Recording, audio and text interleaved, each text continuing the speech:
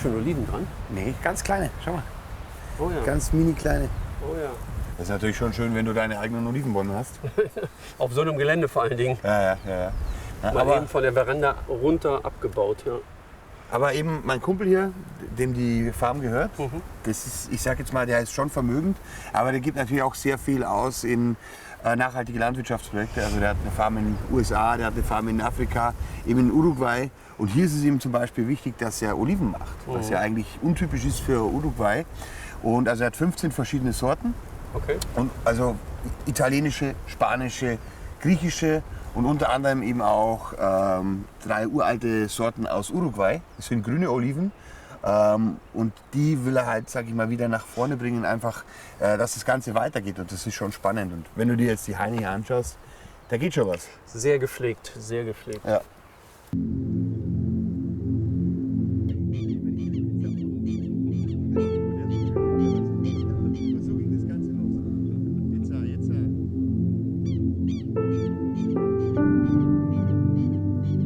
Also man sagt ja immer über Südamerika und im Speziellen über Argentinien und auch Uruguay, das ist so die Heimat der Fleischrinder. Ja.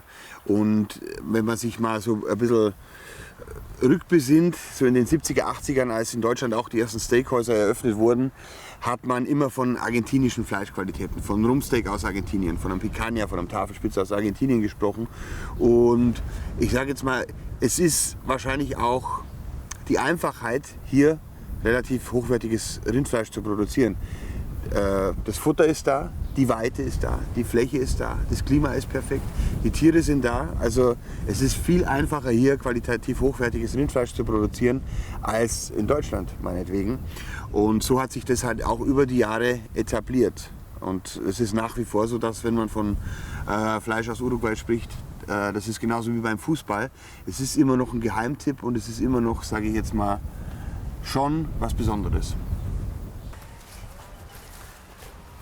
Also das ist jetzt was, das sieht man nicht jeden Tag. Echte Gauchos. Und ich meine, das ist auch ein Handwerk, das nicht überall mehr auf dem Pferd gemacht wird. Ne? Manche machen das auch mit Quads oder mit Jeeps. Und hier ist es aber noch traditionell. Also wie gesagt, die Gauchos, die Cowboys von Südamerika, die treiben jetzt gerade die Herde zusammen. Da werden wir noch ein bisschen was sehen.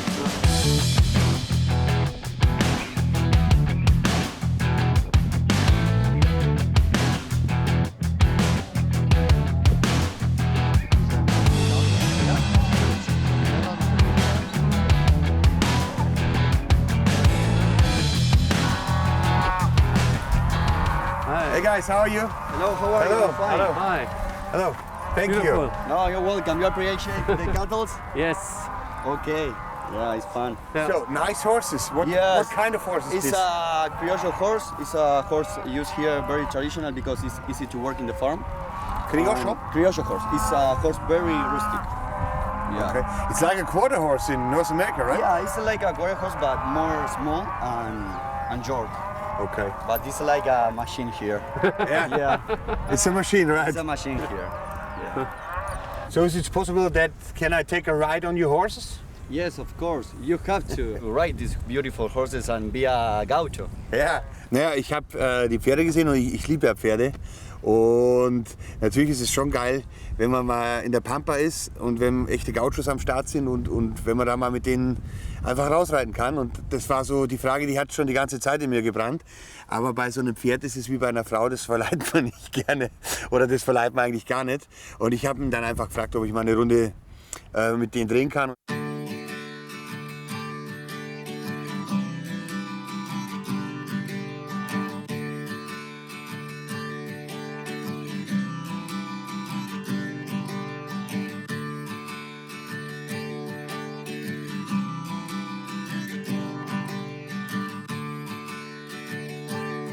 Das war schon ein cooles Erlebnis. Sehr, sehr cooles Erlebnis. Mit echten Gauchos durch die Pampa reiten. Ist cool.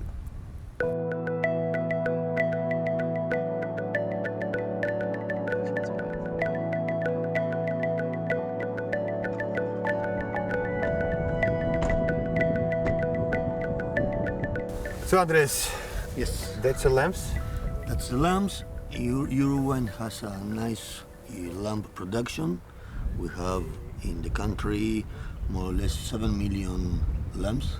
Okay. We used to have more in the past, but we reduced the quantity of lambs and increased the quantity of cattle.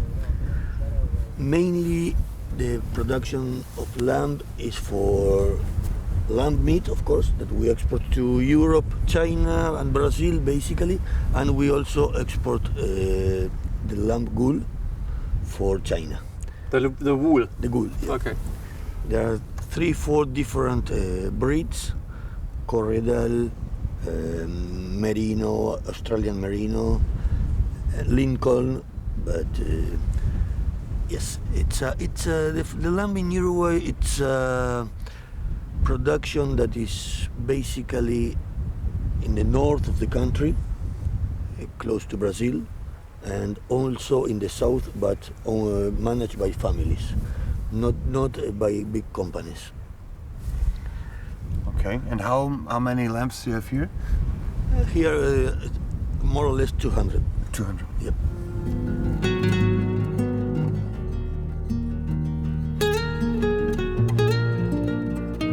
Uruguay is high agriculture and the dependent country. We depend a lot of farming and the production of beef, wool, crops. Uruguay has 3.5 million people and 12.5 million cattle. So we have more or less 4 cattle per habitant. We slaughter more or less 2,200,000 steers and cows per year.